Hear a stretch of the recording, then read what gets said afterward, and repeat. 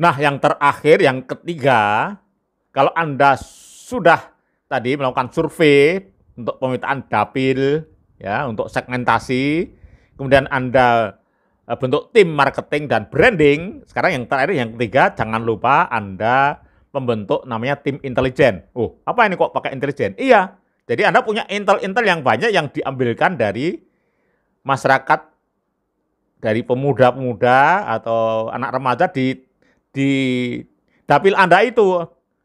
Apa tuh tugas mereka? Jadi tugas mereka adalah menyerap aspirasi masyarakat. Yang pertama ini ya. Kalau tadi aspirasi masyarakat kan sudah lewat survei, tapi sekarang Anda langsung, jadi on the spot Anda tahu di situ. Ya. Kemudian yang kedua adalah mencari feedback.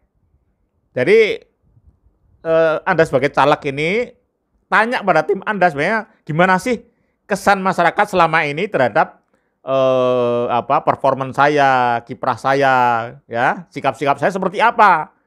Jadi kalau bagus katakan bagus, kalau jelek katakan jelek, kekurangan saya di mana dan seterusnya. Ya, itu nanti untuk memperbaiki Anda pendekatan masyarakat yang berikutnya. Kemudian yang terakhir, tugasnya intelijen ini dia membandingkan antara kinerja Anda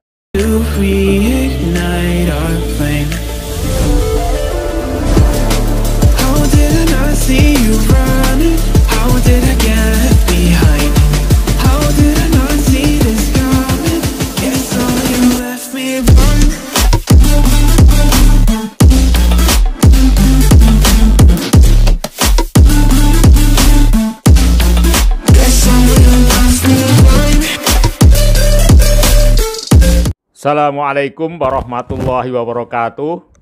Ketemu lagi dengan saya, trainer Amir Faisal. Kalau Anda ingin tahu kurikulum vitae saya, atau Anda ingin mendownload buku-buku bestseller saya di Gramedia, silahkan klik di yang ada tanda panah di bawah itu. Di sana sudah tersedia semua link-linknya. Oke teman sekalian, kita sudah memasuki marketing komunikasi politik yang kelima. Pada marketing politik yang kelima ini kita akan membicarakan strategi melawan politik uang atau money politik.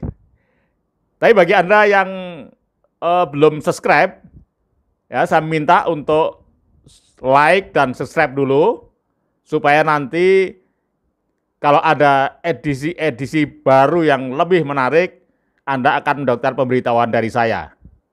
Baik, terima kasih Anda sudah memberikan like dan subscribe. Teman sekalian, pada setiap pemilu, kita selalu dibayang-bayangi dengan apa yang namanya money politik. Atau upaya untuk memengaruhi, menyuap calon pemilih. Ini sebagai contoh, ini dulu pada pemilu Pileg maupun Pilpres 2019 yang lalu, ini Bawaslu banyak menemukan kasus-kasus money politik.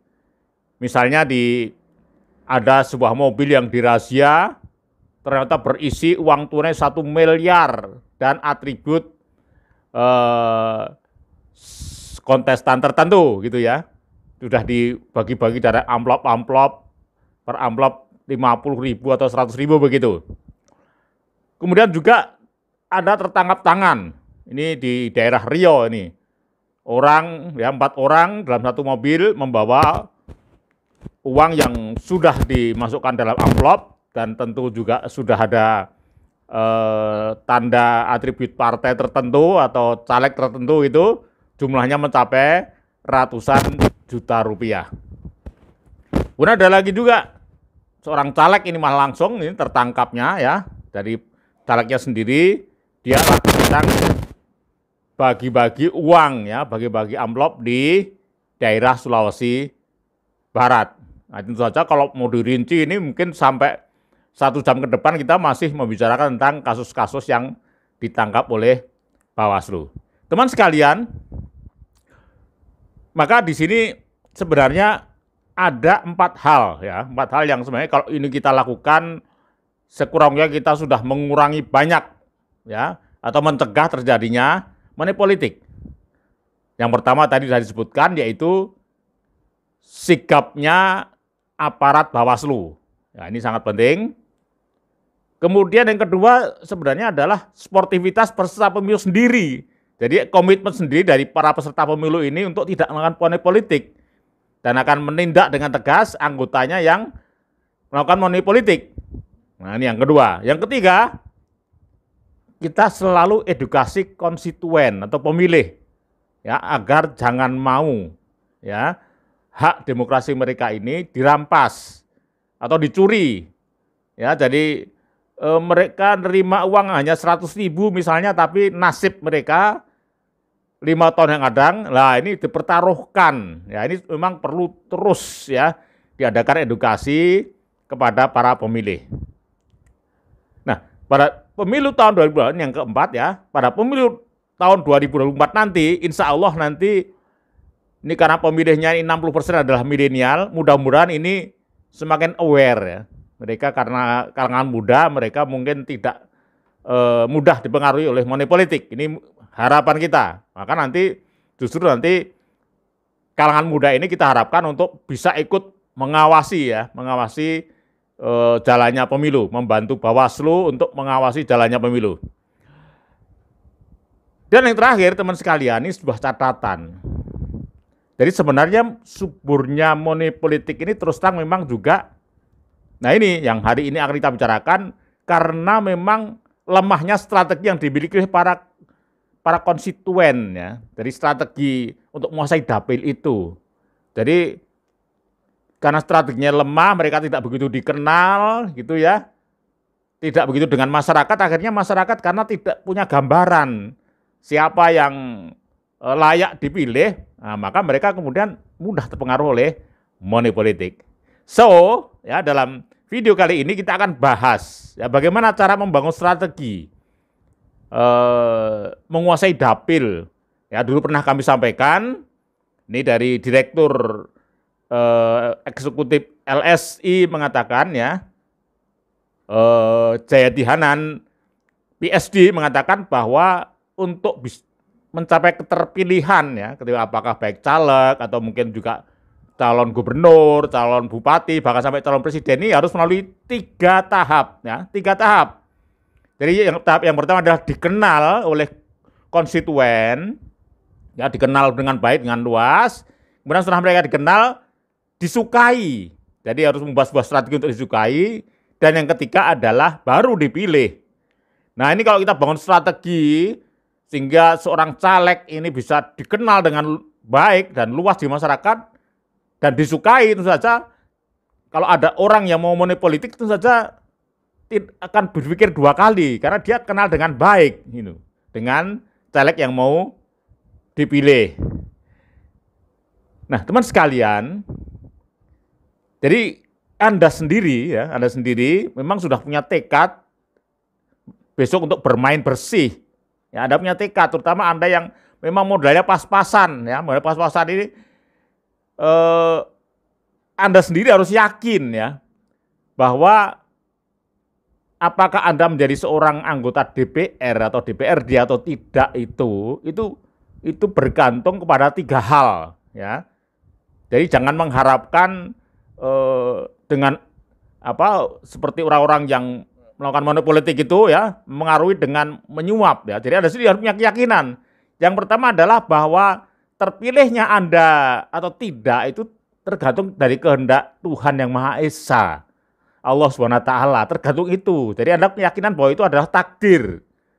Jadi Anda mengupayakan takdir. Walaupun Anda katakanlah mampu membayar, ya, konstituen, tapi kalau memang bukan takdir Anda, bukan makom Anda tidak akan jadi. Tapi meskipun Anda modalnya minimum, gitu, ya, tapi memang itu sudah kehendak Allah, ya, karena Anda dengan tentu saja dengan upaya perjuangan dan doa, gitu, ya, kerja keras, cerdas, gitu, maka Anda akan menjadi seorang wakil rakyat. Ini yang pertama.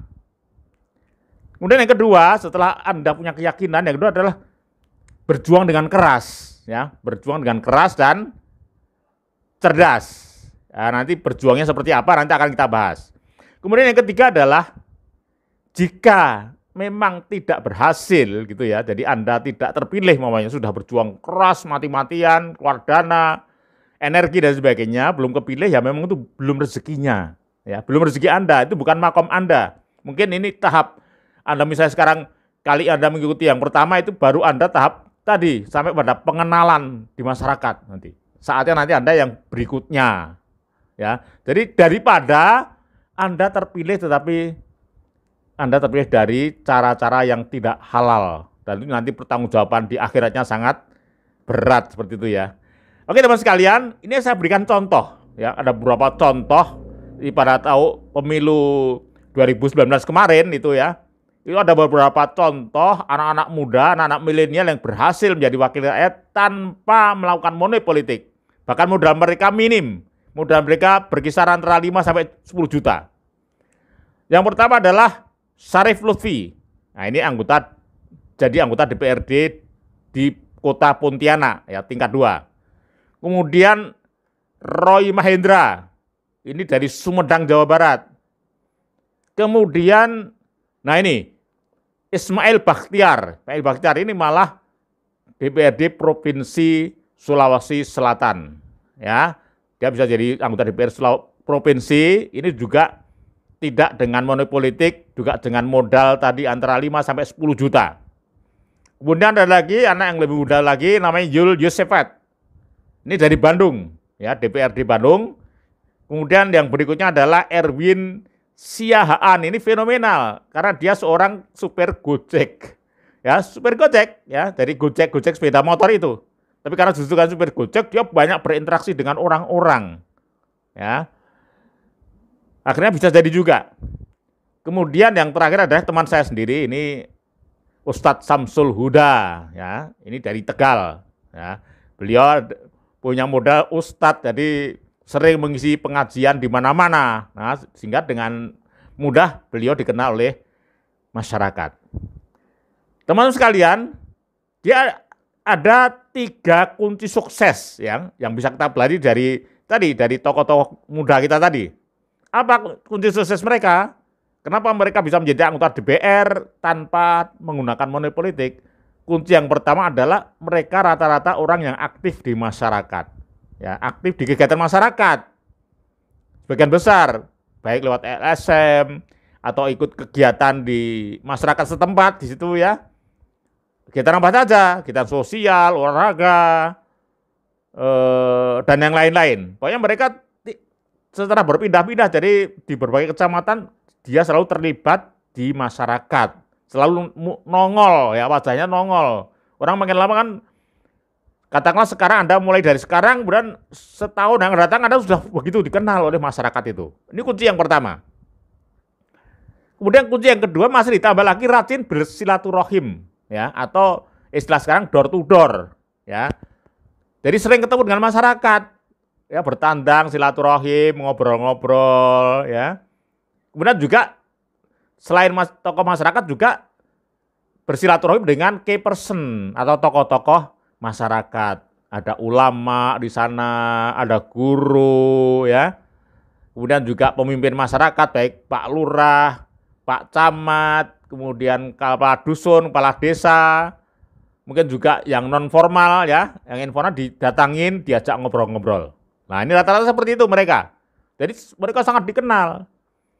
Kemudian jangan lupa ketika Anda bersilaturahmi itu Anda tinggalkan kartu nama. Ya, syukur ada stikernya, biasanya mereka ditambah stiker program yang mau mereka perjuangkan di dapil itu ya. Nanti minta izin pada yang punya rumah, Bapak, Ibu, mohon saya titip, ini saya stiker saya tempel. Bikin yang bagus supaya tidak mengotori ya. Bisa dibaca dengan jelas. Ini nanti insya Allah kalau saya jadi anggota DPR, ini akan saya perjuangkan untuk daerah ini. Nah, teman sekalian, yang terakhir akan saya berikan sebuah strategi yang ini sudah sangat baku ya. Ini berlaku di seluruh dunia ya. Memang kami ambilkan dari literatur atau pengalaman-pengalaman para marketers berkelas dunia. Ini ada 3 cara, ada 3 strategi untuk menguasai sebuah dapil ya. Saya bacakan dulu, nanti akan saya jelaskan satu persatu. Yang pertama adalah Anda, dan ini Anda lakukan dengan partai Anda tentu saja, Anda hendaknya punya tim survei pemetaan dapil dan segmentasi. Nah, ini yang pertama, ya ada tim surveinya.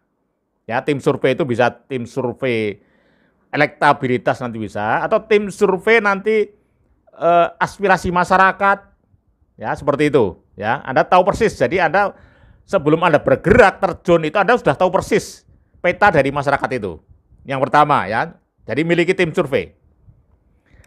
Kemudian yang kedua, selain punya tim survei, Anda punya tim marketing, branding dan benchmarking. Nanti saya jelaskan itu ya. Dan nanti ini juga tidak hanya berhenti hari ini, nanti akan saya berikan secara khusus sebuah sesi khusus kita membahas masalah marketing dan branding ya.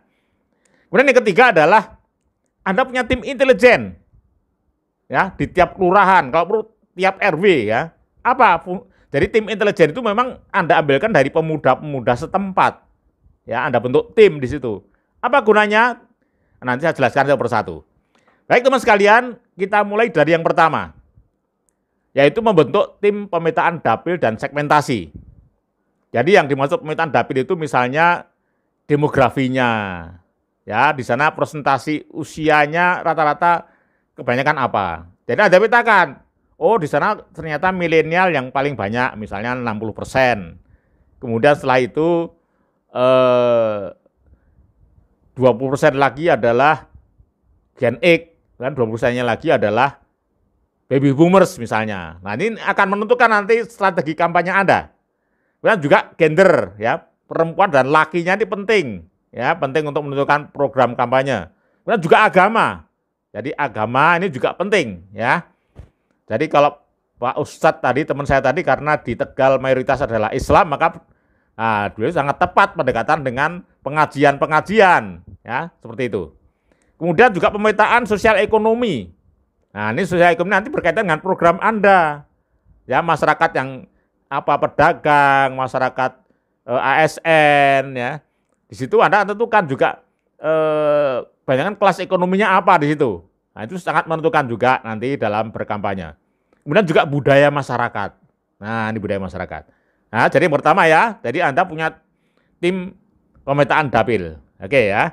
Kemudian sekarang langkah yang segmentasi ya, segmentasi itu gunanya begini. Jadi kalau Anda tadi sudah melakukan pemetaan itu, nanti kemudian Anda segmentasi. Jadi tadi kan Anda menentukan, oh daerah A misalnya dia sebagian besar isinya adalah milenial gitu ya. Atau daerah tertentu agamis misalnya seperti itu. Oh daerah tertentu adalah pedagang seperti itu. Ya. Nah ini akan menentukan nanti Anda dalam segmentasi itu dalam membuat program-program. Kemudian yang kedua, teman sekalian, kalau Anda sudah melakukan pemetaan dapil dan segmentasi, maka sekarang langkah kedua adalah Anda lakukan marketing dan branding. Ya, marketing dan branding. Apa marketing itu? Terutama di situ adalah dua aspek ya, ada dua aspek. Jadi marketing di situ dalam arti Anda, ini semuanya tadi kita bahas tentang marketing ya, tapi ini secara khusus ya, marketing secara khusus ini maksudnya adalah Anda tentukan itu ya, positioning Anda dalam persaingan itu. Ya, Anda harus punya positioning di situ. Ya.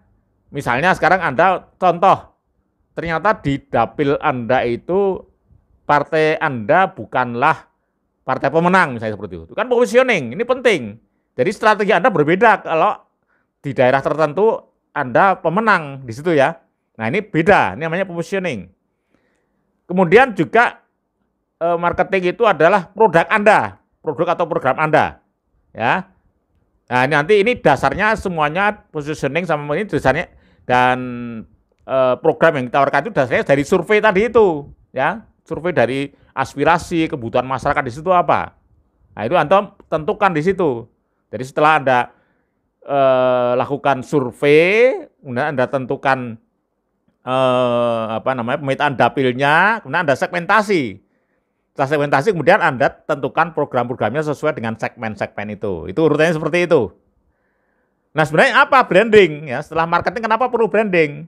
Jadi gini, Kalau marketing itu langsung konkret berupa program, ya, berupa program. Tapi kalau branding itu adalah kesan, ya, kesan orang tentang Anda, gitu ya, tentang partai Anda, seperti itu ya. Jadi lebih banyak menyangkut hal-hal yang sifatnya emosional, ya. Keterhubungan emosional Anda dengan konstituen itu branding. Jadi bukan programnya, jadi kesannya.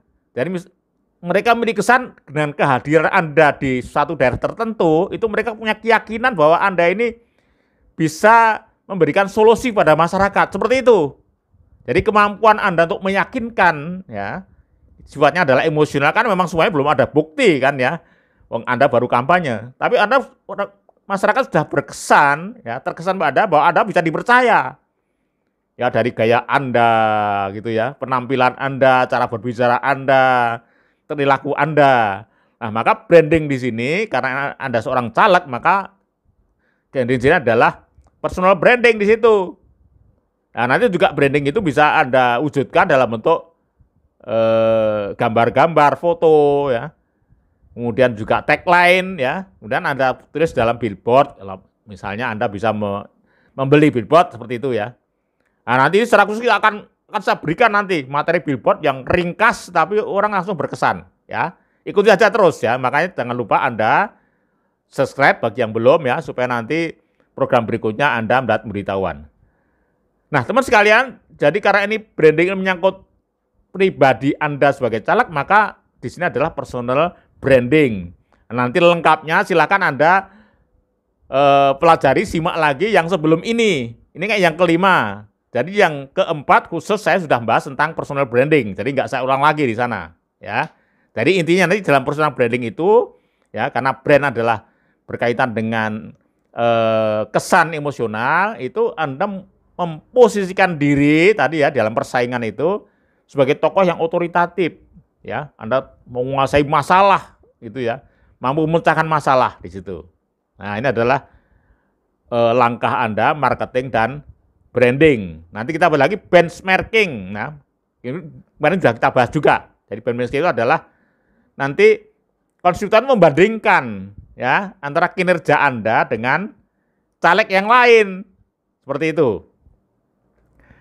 Oke teman sekalian, nah yang terakhir, yang ketiga, kalau Anda sudah tadi melakukan survei untuk pemetaan dapil, ya, untuk segmentasi, kemudian Anda bentuk tim marketing dan branding. Sekarang yang terakhir, yang ketiga, jangan lupa Anda membentuk namanya tim intelijen. Oh, apa ini kok pakai intelijen? Iya, jadi Anda punya intel-intel yang banyak yang diambilkan dari masyarakat, dari pemuda-pemuda atau anak remaja di dapil Anda itu.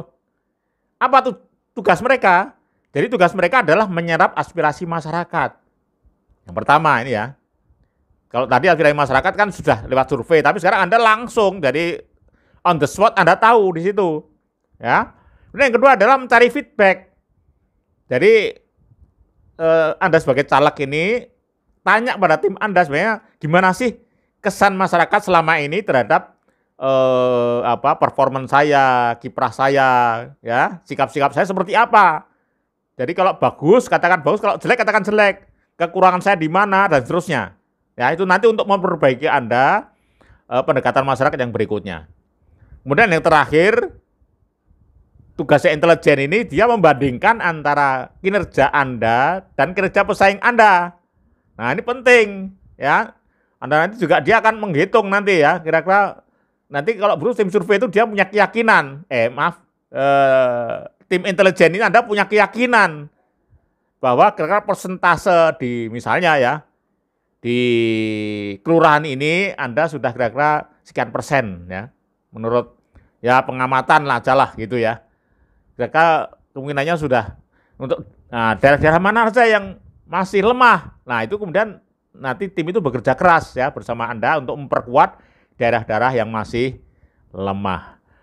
Baik teman sekalian, mudah-mudahan ini bermanfaat ya. Nanti pada episode-episode berikutnya akan jelaskan bagaimana membangun branding itu, sampai kemudian bagaimana membuat billboard, ya, membuat kegiatan, program dan sebagainya. Oke, sampai ketemu lagi pada episode berikutnya.